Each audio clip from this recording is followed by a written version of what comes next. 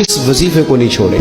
सख्त मुश्किल जब आती थी ना तो सहाबा पढ़ा करते थे हस्बुनल्लाहु व निअमल वकील, निअमल मौला। पढ़िएगा हस्बुनल्लाहु व निअमल मौला व निअमन नसीर। इसका माना बड़ा खूबसूरत है। बिल्कुल सादा सा मुख्तसर सा माना करें ना तो इसका माना ये है मेरे लिए अल्लाह ही काफ़ी है, अल्लाह मेरा मददगार है, अल्लाह बेहतरीन मददगार है, अल्लाह बेहतरीन किफ़ायत करने वाला है। इस वजीफे को नहीं छोड़े और इसके माना समेत इसको याद रखें। आप महसूस करेंगे तबीयत ताकतवर हो गई है, रूह ताकतवर होगी, इसको भूलना नहीं। और दूसरा आपसे अर्ज करना है कि आला हजरत, चूँकि हम सिलसिला तरीक़त में फाज़िल बरेलवी से वाबस्ता हैं और बाकी जितने भी लोग हैं सारे ही माशाअल्लाह उन्हीं से वाबस्ता हैं।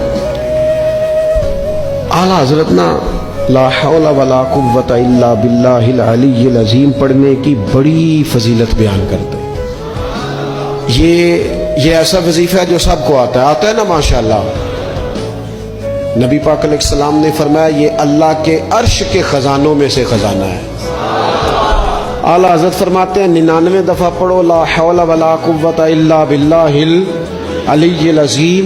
फरमाया अल्लाह ताला तुम्हें 99 बीमारियों से शिफा देगा और उसमें सबसे छोटी बीमारी टेंशन की बीमारी है, सबसे छोटी बीमारी गम की बीमारी है, छोटी, बाकी बड़ी बड़ी होंगी।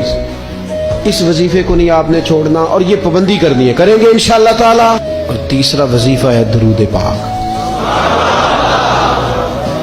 ये बंदा दरूद पाक पढ़ता है तो पता होता क्या है, एक बार पढ़ो तो 10 रहमतें, 2 बार पढ़ो तो, 3 बार पढ़ो तो, 4 दफा पढ़ो तो फिर तो चारों जानब रहमत ही रहमत हो जाती है। दरूद पाक को कभी ना छोड़ो अपनी जिंदगी में। आज आप अपने आप से अहद करें, कोई रात ऐसी ना गुजरे कि दरूद पाक पढ़े बगैर हमें नींद आ जाए।